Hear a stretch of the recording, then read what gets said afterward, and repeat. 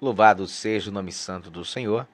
Nós vamos estar nesse instante meditando na palavra do Senhor, a qual Deus estará falando conosco nesse momento, no livro de Esdras, capítulo de número 10, versículo de número 10. Esdras, capítulo de número 10, versículo de número 10. Vai nos dizer assim: Então se levantou Esdras, o sacerdote, e disse-lhes: Vós tendes transgredidos, casando-se com mulheres estrangeiras, aumentando a culpa de Israel. Agora, pois, fazei confissão ao Senhor Deus de vossos pais, e fazei a sua vontade. Apartai-vos dos vossos povos, das terras e das mulheres estrangeiras. E respondeu toda a congregação e disse em alta voz: Assim seja, conforme as tuas palavras nos convém fazer. Louvado seja Deus. Meus queridos, esse relato que acabamos de ler na palavra do Senhor, esse pequeno trecho que lemos nessa noite, um trecho do livro de Esdras, no capítulo 10, está nos falando sobre a restauração de Israel. Israel, por 70 anos, estava cativa. Israel, por 70 anos, estava no cativeiro babilônico, como o Senhor havia predito por meio do profeta Jeremias. E estando ali cativo, Israel, com o passar dos anos, começou então a transgredir algumas leis. Parte do povo ficou lá em Jerusalém, em Judá, e a maior parte do povo foi levado cativo pelos babilônios, espalhados pelas províncias da Babilônia. E depois de alguns anos, depois que Ciro assume o poder, Ciro ele vai dar liberdade ao povo para poder retornar para casa, vai dar liberdade ao povo para poder estar começando a restauração dos muros do templo. A partir de Ciro é que começa a restauração de Israel. Nós vemos que quando Neemias ele vem, Neemias ele restaura os muros, e então ali, quando Esdras vem do cativeiro, ele traz consigo grande parte do povo, os escribas, várias pessoas. Após terminar, eles fazem a dedicação dos muros, das casas, eles reconstroem as portas, para que o povo pudesse voltar a habitar ali em Israel, voltar a habitar em Jerusalém. Neemias ele fica ali como governador, e Neemias ele então chama Esdras. Esdras é o escriba responsável pela leitura da palavra, porque todo aquele povo ali agora está afastado daquilo que Deus havia ordenado. Eles não estavam mais lendo a palavra. Eles não estavam mais tendo contato com a palavra de Deus. Então eles começaram a fazer certas práticas abomináveis. Eles começaram a sair, a transgredir aquilo que Deus havia determinado. E entre essas determinações era que eles não se casassem e nem dessem em casamento seus filhos aos estrangeiros, mas permanecesse entre os seus povos, entre Israel, entre israelitas. Mas eles começam a casar-se e dar-se em casamento com aquelas nações que ali estão ao seu redor. Então eles começam a transgredir muitos princípios a qual Deus havia determinado, por se afastar da palavra. Por quê? A Bíblia vai dizer que faltando profecia, não havendo profecia, o povo se corrompe. E o que é a profecia? A palavra de Deus. A revelação da sua palavra. É aquilo que Deus fala conosco. Essa é a profecia das profecias. Então, afastando-se da palavra, o povo começou então a se corromper. Nós vemos que nos dias de hoje, muitas pessoas estão afastadas da palavra. Muita gente não tem mais o contato com a palavra. O contato que eu digo não é ter uma Bíblia em casa. Contato não é deixar a Bíblia aberta no Salmo 23 ou no Salmo 91. Isso não é contato com a palavra. Contato com a palavra é você meditar, é aquilo que o salmista fala no Salmo 1. O seu prazer está na lei do Senhor e nela medita de dia e de noite. Isso é ter contato. Isso é ter intimidade, isso é ter relacionamento. E é isso que Deus espera de nós, que a gente tenha um relacionamento com a palavra dele. Porque o que é a palavra de Deus? É o próprio Deus. A palavra do Senhor é a sua revelação, a revelação de quem ele é. A revelação da sua vontade, daquilo que ele tem para o seu povo, daquilo que ele tem para a nação que ele escolheu. E esta nação somos nós. Nós somos essa nação. Pedro vai escrever na sua carta dizendo que nós somos a geração eleita, o sacerdócio real, a nação santa, povo exclusivo de Deus, tirado das trevas e trazidos para a sua maravilhosa luz. Então Deus, ele quer que essa nação, ele quer que essa geração santa, ele quer que esse povo exclusivo, que esse sacerdócio real, seja um povo que tenha contato com a palavra. Seja um povo que ame esta palavra. Ele vai dizer a Josué, logo quando Josué começa o seu ministério, logo quando Josué assume o seu lugar, a sua posição de líder na nação, ele vai dizer: Josué, não aparte dos teus lábios a palavra dessa lei, mas medita nela de dia e de noite, para tudo que você fizer, você venha prosperar. Então, aquele que medita, aquele que busca a palavra, o conhecimento de Deus, ele vai prosperar. O próprio Jesus Cristo, a Bíblia vai falar que ele crescia na graça do Senhor, ele crescia em estatura diante dos homens e no conhecimento da palavra. Jesus, ele tinha um conhecimento excepcional. Entenda uma coisa, Jesus, ele veio ao mundo como um ser humano, como eu e como você, aprendendo, tendo que crescer e aprender. Então Jesus, ele cresce e ele começa os seus ensinamentos, ele começa a aprender da palavra. Dia e de noite o Senhor, ele busca, Jesus, ele busca esse conhecimento. Se eu e você nós buscarmos, nós também adquiriremos conhecimento da palavra. Vamos ter esse conhecimento. Então esse povo aqui, ele está afastado da palavra. Esse povo aqui não tem mais a palavra do Senhor para meditar. Os sacerdotes não estão ali mais para ensinar, para dar orientação. E faltando mestre, faltando orientação, o povo ele se corrompe. Nós vemos que nos dias de hoje, tem muita gente pregando, mas poucas pessoas estão ensinando verdadeiramente o conteúdo da palavra. Está ensinando realmente o que Deus quer para as suas vidas. A gente vê muita gente pregando, fazendo barulho, fazendo zoada, mas a palavra, ela não está sendo ensinada.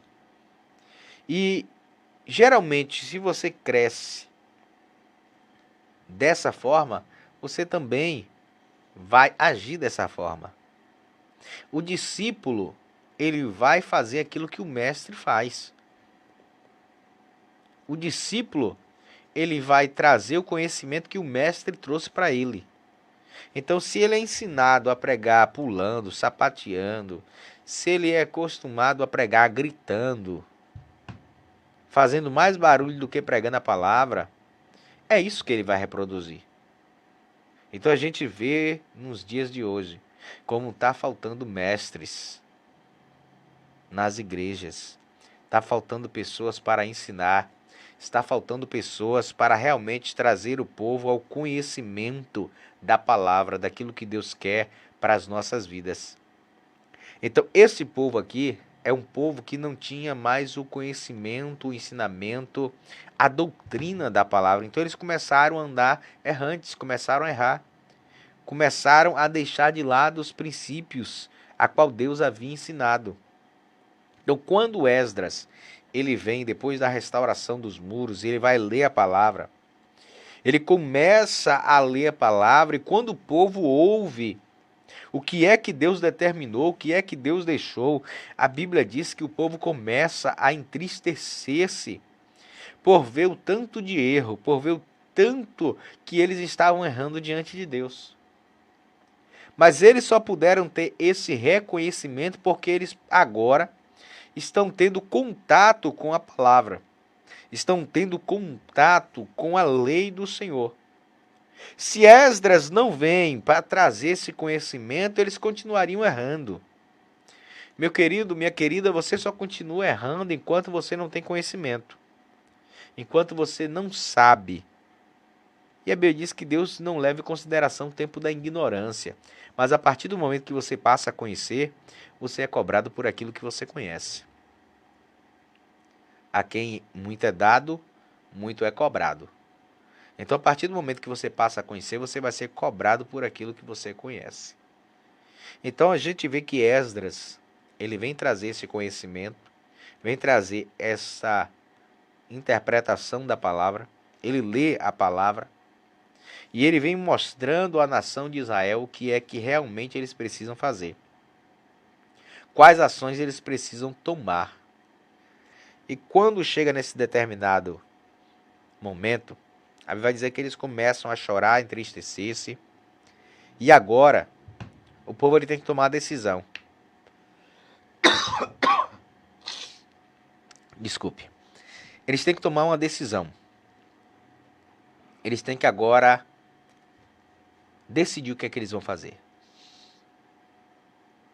E Esdras fala agora para eles: olha, vocês se casaram com mulheres estrangeiras, deram seus filhos, e agora vocês terão que deixar essas mulheres, porque não condiz com aquilo que Deus quer para a nação de Israel.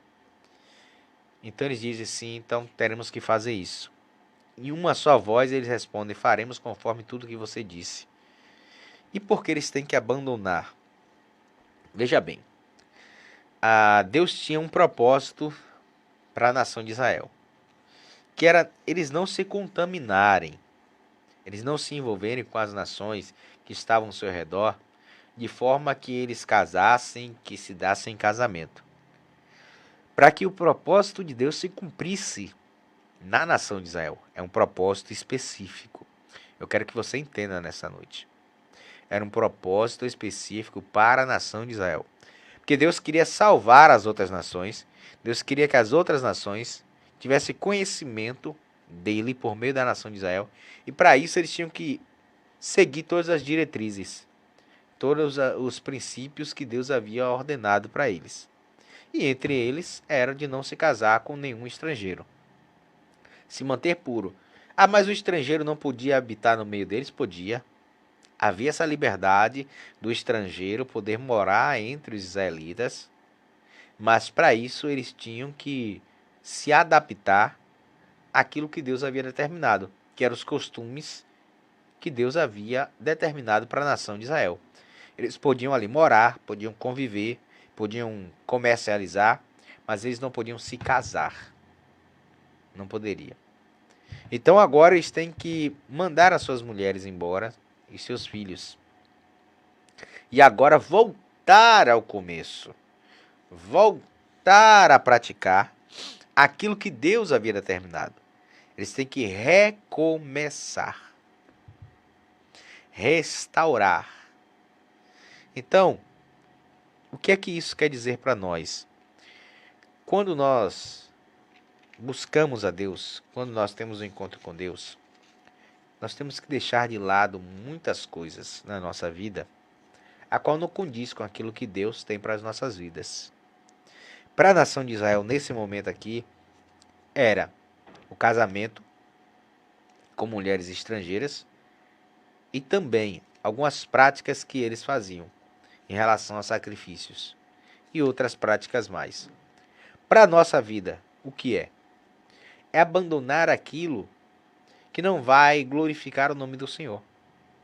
É abandonar as práticas que não vai fazer com que Deus seja louvado. Por exemplo, ir para um bar, é para sentar numa banca de cerveja, é para estar fumando um cigarro, é estar se prostituindo, é estar adulterando, é estar cometendo práticas sexuais ilícitas. é estar sempre ali com conversas que não condiz com aquilo que Deus tem para as nossas vidas. Tudo isso são práticas que não agradam ao Senhor. São práticas pecaminosas. São coisas que muitas vezes vai fazer com que alguém que olha para você diga assim, ó, fulano está na igreja, mas olha como ele está caminhando. Fulano diz que agora é crente, mas olha a vida que ele está levando ainda. Olha os erros que ele está cometendo. As próprias pessoas que estão lá fora no mundo, o que eu falo no mundo é aquilo que a Bíblia diz, aquele que não está vivendo a palavra de Deus. É aquele que não está seguindo os princípios. Aquela pessoa que está fora do convívio da igreja, ela vai olhar para você e ela não vai ver Deus na sua vida, porque você continua com práticas pecaminosas. E todo mundo que olha um cristão, ele olha um cristão como alguém que não peca, alguém que não erra. Não é que não vamos errar. Em algum momento nós podemos errar em alguma coisa, mas temos que nos arrepender, confessar e deixar. Mas o que nós falamos aqui é a prática contínua, é o convívio contínuo com o pecado, é estar continuamente errando, falhando diante daquilo que Deus ele tem para as nossas vidas. É continuar no adultério, continuar na fornicação, continuar bebendo, fumando, se prostituindo, adulterando, com palavras torpes nos seus lábios. É essa conduta. Essa conduta não condiz com o cristão. Então, essas práticas têm que ser abandonadas, têm que ser deixadas de lado, para que a glória de Deus se revele nas nossas vidas, para que as pessoas olhem e vejam em nós a presença de Deus.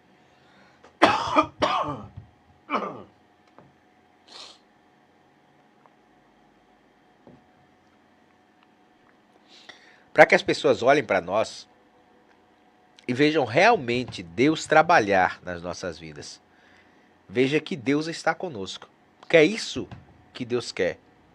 É isso que Deus queria que a nação de Israel representasse. Quando Deus chama a nação de Israel, e Deus diz que eles não deviam se contaminar com as nações ao seu redor, é para que as nações olhassem para Israel e dissessem, rapaz, que nação abençoada, que povo abençoado, nós queremos ser igual a eles.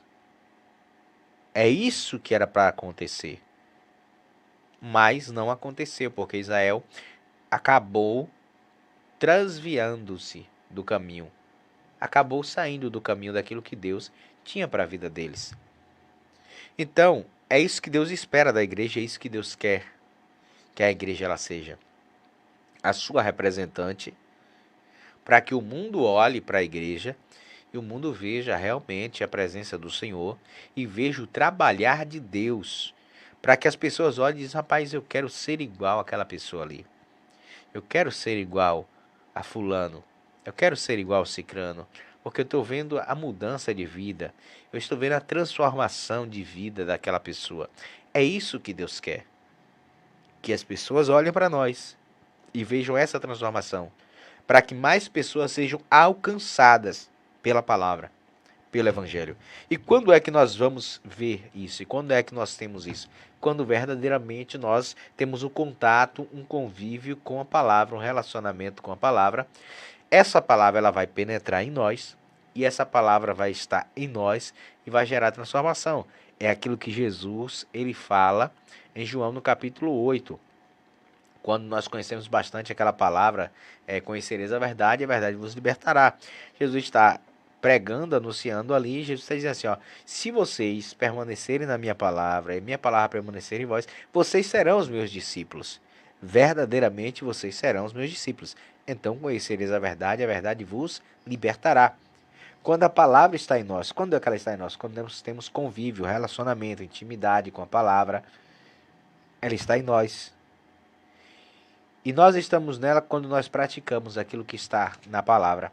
Então nós somos discípulos de Cristo quando isso acontece. Então nós somos libertos. Porque aí nós conhecemos a verdade e a verdade nos liberta. Essa verdade, ela liberta aquele que convive, aquele que mantém um relacionamento contínuo com a palavra. Gera vida, gera transformação, gera mudança. E essa mudança faz com que as pessoas que estão à volta possam ver e possam olhar para nós e dizer: que pessoas abençoadas. Nós queremos ser igual a eles. É isso que Deus espera de mim e é isso que Deus espera de você. Esta é a palavra que eu quero deixar para a nossa meditação nessa noite. Que Deus em Cristo Jesus esteja abençoando a sua vida, que essa palavra ela possa penetrar o seu coração e fazer a mudança que é necessária na minha vida e na sua vida, em nome de Jesus. Amém.